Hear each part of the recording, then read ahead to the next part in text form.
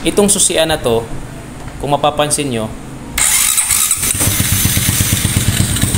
para na siyang sasakyan. Kasi yung Hello, magandang araw po sa inyong lahat. Ngayon, ipapakita ko sa inyo kung paano namin binuo at kung ano yung mga dinagdag namin dito sa project bike na to. Medyo matagal din namin natapos pero ngayon, good running condition na siya at napinturahan na namin at ready na siya o i-release sa customer namin. Pero kung ngayon pa lang tayo nagkita, ako nga pala si Junel Salot, ang dating OFW, dating marito, at ngayon ay isa ng entrepreneur. Pero bago ko nga pala i-share sa inyo kung ano yung ginawa namin dito sa project bike na to, ikukwento ko muna sa inyo kung gaano ito kaluma ang motor na to. Kung makikita nyo ngayon, hindi nyo siya makikilala kung anong klaseng motor ang pinagmulan niya. Pero bago namin minodify yung motor na to, yan ay XRM 125 na Trinity.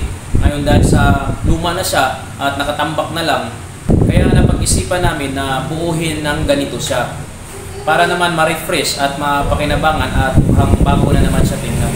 So, ngayon, isa-isahin natin kung ano yung mga parts ngayon na nabago namin sa motor na to. Bago pa namin ito pininturahan at bago pa namin inassemble talaga na magmukhang ganito, ay kinondisyon muna namin yung makina na maging good running condition siya.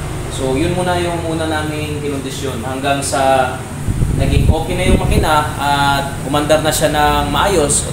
Kaya unti-unti naming binuo at minodify yung buong frame ng motor. At napag-isipan namin na gawing project bike concept itong motor na to para medyo mukhang bago tingnan at magagamit din sa pang-araw-araw. So yan ang naging kabuuan ng motor. Ngayon, ipapakita ko sa inyo isa-isa lahat ng parts ng project bike namin na yan. So mag-umpisa tayo sa upuan.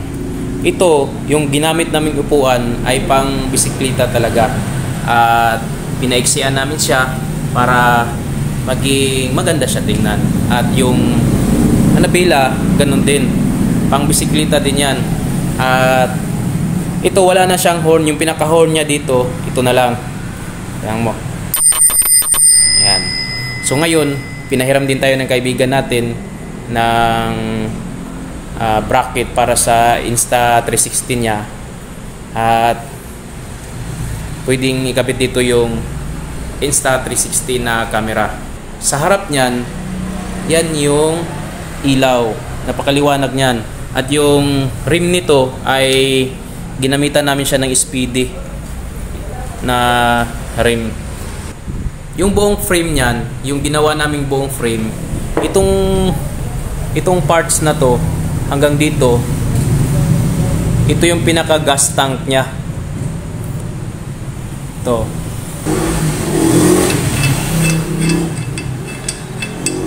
Dito nilalagay yung gasolina. Yan. Yan nilalagay yung gasolina.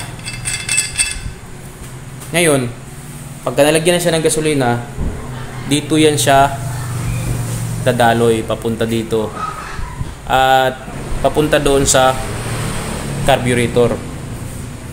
Ngayon may battery at saka meron siyang extra na itong lalagyanan ng tubig, pero ito nilagay namin to para lalagyan siya ng extra na gas kasi ang laman lang nito is 1.4 liters, kaya pag medyo malayo yung tatakbuhin natin, kulang yung 1.4 liters, kaya dito namin nilalagay yung extra. Pagka kinapos, re-refillan lang natin siya doon.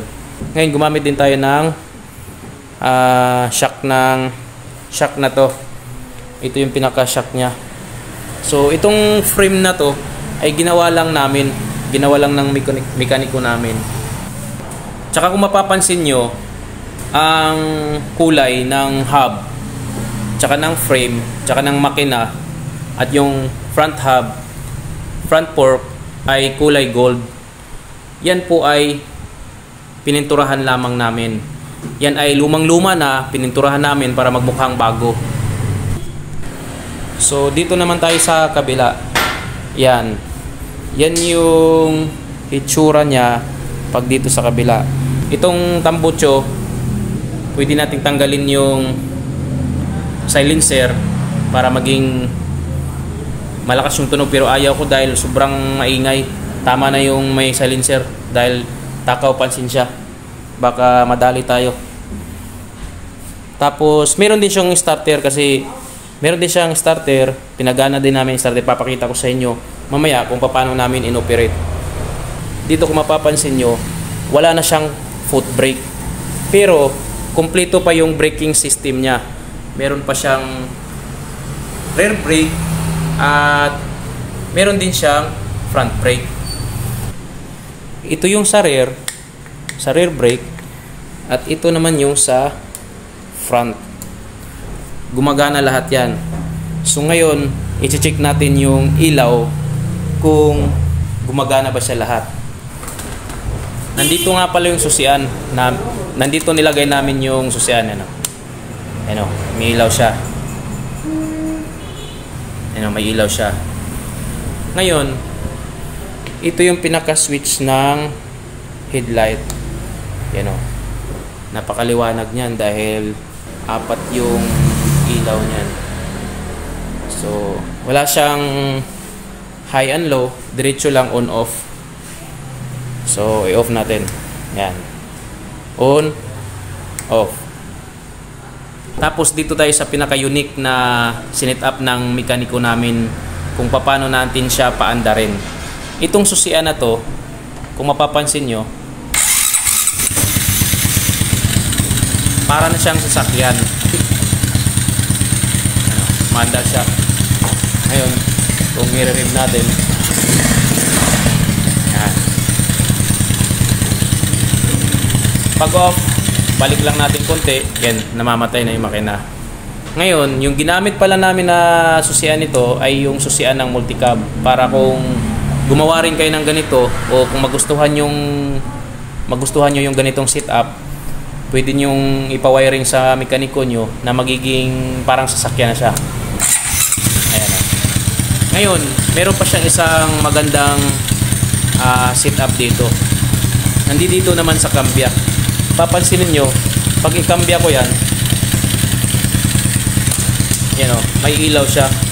Pagka naka first gear siya, ganyan yung ilaw niya. Patayin muna natin ang makina para hindi maingay. Yan naka first gear yan. Ngayon pag second gear, nag-iiba yung ilaw. Third gear, yan, blue. Fourth, balik tayo. Third, second,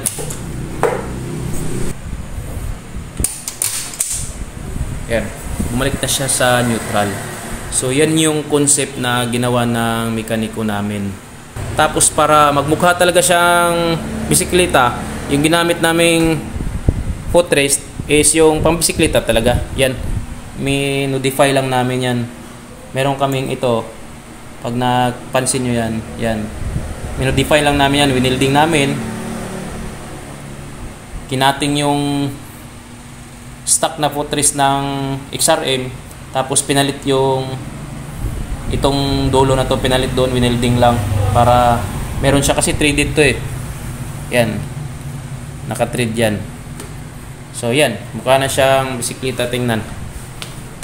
Kaya kung isa ka sa nagmamay-ari ng motor na nakatambak na lang sa iyong garahe o sa likuran na yung bahay, pwede nyong ipagawa na katulad nito na pwede pa nating mapakinabangan araw-araw at magagamit natin araw-araw. Yun nga lang, huwag nating ipapahuli sa mga nanguhuli dahil yung ganitong setup ay bawal po yan sa ating LTO. Bawal na yan. Pero kung malapitan na takbuhan lang, kung sa inyong barangay lang, pwede nyong gawin ganito. Pwede nyong gawin ganyang setup. So let's go. Try natin sa panda rin. Okay. So, start. Start siya. Ayan.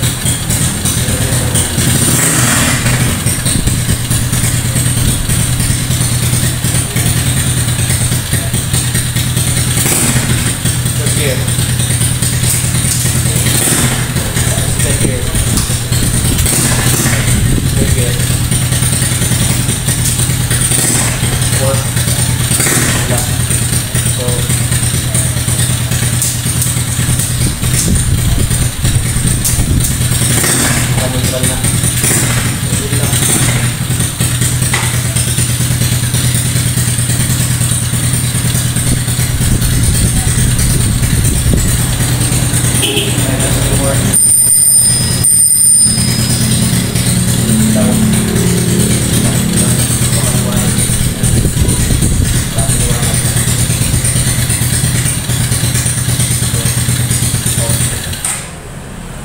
medyo natagal nga pala tayo ng upload nitong nakarang buwan dahil meron tayong nasikaso na ibang negosyo na nabisi tayo doon sa bago nating pinasok na negosyo. At kung nagustuhan nyo itong project bike na to at gusto nyo magpagawa ng ganitong setup, pwede nyo kaming i-message or i-PM sa page namin sa Cycle Care Motor Shop. Nandito lang kami sa Nabal at yung sa mga taga Nabal Biliran dyan, pwede nyo kaming sadyain o puntahan dito sa Cycle Care Motor Shop along Padre Inocente Street, Nabal, Biliran. Katabi lang kami ng Nicey Burger at tapat kami ng UCCP Church. See you next time. Vroom vroom. Bye!